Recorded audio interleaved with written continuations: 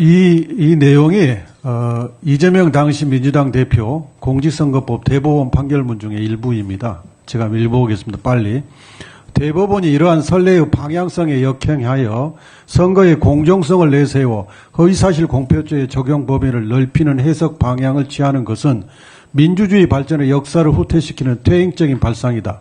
특히 이와 같은 해석 방향이 검사의 기소 편의주의와 결합할 경우 민주주의의 정치와 법원의 정치적 중립성에 가해지는 위험은 심각할 수 있다. 이게 법원의 확장 해석이 검사의 기소 편의주의와 결합하면, 재해석을 하면 검사의 검찰 독재가 벌어지고 민주주의는 후퇴하고 사법이 정치화된다는 그런 취지입니다. 후보자님이 모두 인사 말씀을 하실 때 저는 우리 사회의 정치의 사법화와 사법의 정치화를 우려하는 목소리가 있음을 늘 의식하겠습니다. 이렇게 말씀하셨습니다.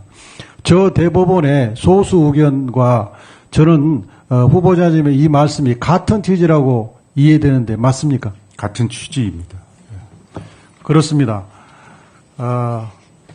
대법원은 인권의 최후 보루이기 때문에 행정부의 일부인 검찰이 정치적 기소를 하더라도 그 피고인은 대법원을 믿고 자신의 인권을 대법원이 지켜주리라고 생각하고 의지합니다. 그런데 이번 대법원은 윤석열 대통령에 의하여 임명된 10명의 대법관이 전원합의체 회부된 지 2일 만에 결심하고 9일 만에 파기환송 판결을 했습니다.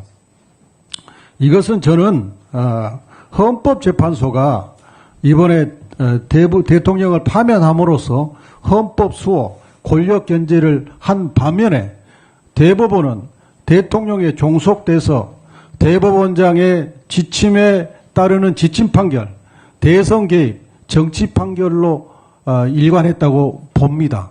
그래서 왜 이런 문제가 발생했느냐? 대법원이 다양화되지 못했다고 보거든요. 다음 화면 좀 보여주실래요? 제일 먼저 화면. 제가 분석을 해봤습니다. 중앙지법 초임은 이른바 법원 임관서열 1위들이 임명되는 자리입니다. 그런데 보시면 대법관의 최근 10년 동안 대법관에 임명된 대법관들의 초임지를 분석해봤더니 44.1%가 중앙지법 초임입니다. 특히 보수정권, 이명박, 박근혜, 윤석열 정권에서 임명된 23명 중에 13명, 56.5%가 중앙지법 초임지입니다. 다시 말해서 이 통계를 보면 얼마나 대법원이 엘리트를 선호하는지, 엘리트 위주로 대법원을 구성했는지를 알 수 있습니다. 이렇기 때문에 이번 10명의 대법관들이 굉장히 완성도가 높은 2심 판결을 깨트리고 정치 판결을 했다고 저는 생각합니다.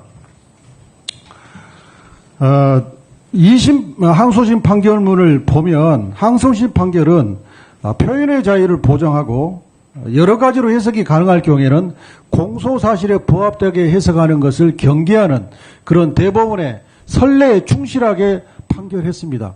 굉장히 완성도가 높습니다. 그에 비교해서 대법원의 판결은 다수 의견은 본인들의 선례에도 반하는 그런 판결을 했습니다. 저는 과연 대법관들이 임관서열 1등들만 모아놓은 집합소가 돼서는 안 된다고 생각합니다. 이 문제를 해결하기 위해서는 대법관의 증언이 반드시 필요하다 이렇게 생각하는데 후보자님 생각은 어떻습니까? 먼저 지금 최근 있었던 대법원 판결에 대해서는 제가 구체적으로 평가할 위치에 있지 않다는 양해의 말씀드리고요.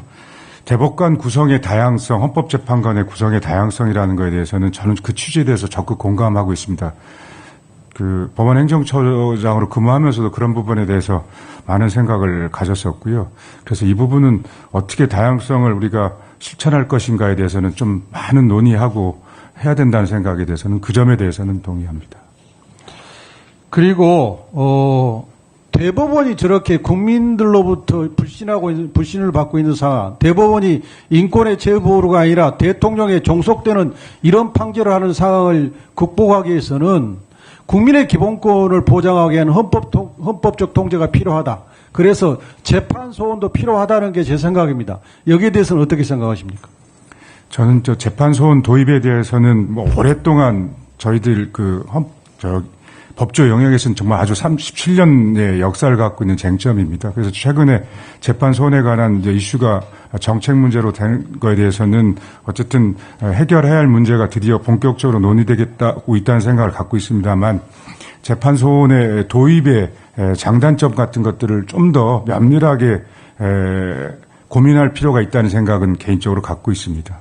가령 그 정도입니다. 네. 예, 인간 성적 1등이 재판 실력도 1등인가? 인간 성적 1등이 사법권 독립 의지도 1등인가? 오히려 해바라기 판결을 제조하는 그런 판사들 아닌가? 또 영혼 없는 법 기술자들 아닌가? 또 지침에 순응하는 그런 순응 판사들 아닌가 하는 게 제 생각입니다. 여기에 대해서 후보자님 생각은 어떠신가요? 너무 어려운 질문인데요. 저는 기본적으로 그 인간 성적과 각 대법관과 재판관이 갖고 있는 생각이 연관이 있는지에 대해서 이제 의원님 말씀하셔가지고 좀 앞으로 더 생각을 해보겠습니다만 지금 직답하기는 좀 어렵고요. 다만 저희들이 기존의 법리에 워낙 뛰어난 실력을 갖고 있을 경우에는 좀 더 문제의식을 갖고 있는 데 있어서는 익숙하지 않는 그런 면은 있지 않을까라는 정도는 생각을 갖고 있습니다. 그렇기 때문에 기존 법리에 대해서 좀 더 많은 문제점을 지적하는 주장에 대해서 좀 귀를 열고 고민하는 과정 같은 것들이 혹여나 조금 취약할 수도 있겠다는 생각이 드는데 뭐 저 역시도 인간 성적은 좋진 않았습니다만은 그런 과정을 겪어왔다고 말씀드립니다.